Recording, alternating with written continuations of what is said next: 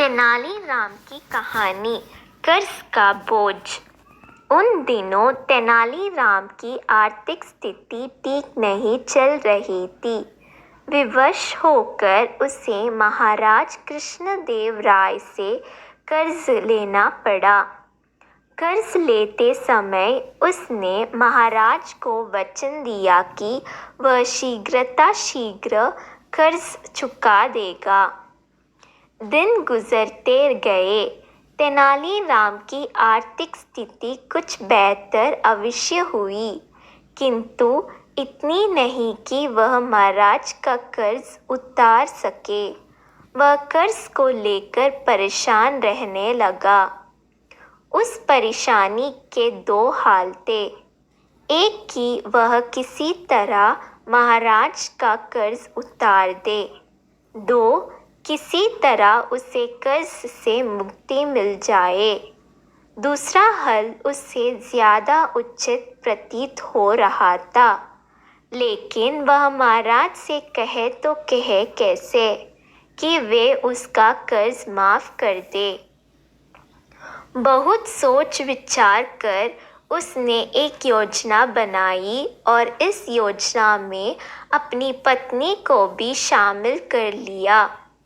फिर एक दिन उसने अपनी पत्नी के माध्यम से महाराज को संदेश भिजवाया कि उसका स्वास्थ्य ठीक नहीं है, इसलिए वह कुछ दिन बीमार होने के कारण दरबार में उपस्थित नहीं हो पाएगा।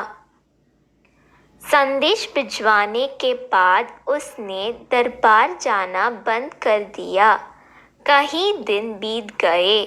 तेनालीराम के दरबार न आने पर महाराज को चिंता हुई कि कहीं उसका स्वास्थ्य अधिक खराब तो नहीं हो गया, और उन्होंने तेनालीराम के स्वास्थ्य की जानकारी लेने उसके घर जाने का निर्णय लिया।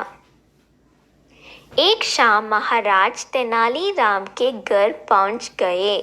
पत्नी ने जब महाराज को देखा तो तेनालीराम को इशारा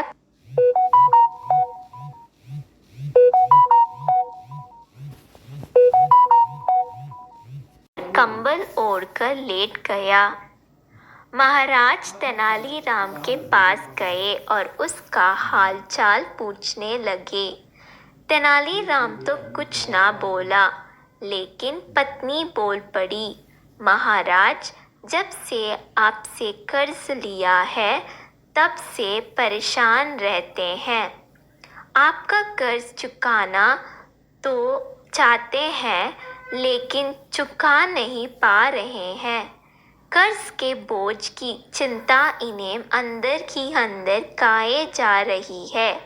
इस कारण ये बीमार पड़ गए हैं। अरे, इतनी सी बात की इतनी चिंता करने की क्या आवश्यकता थी तेनालीराम?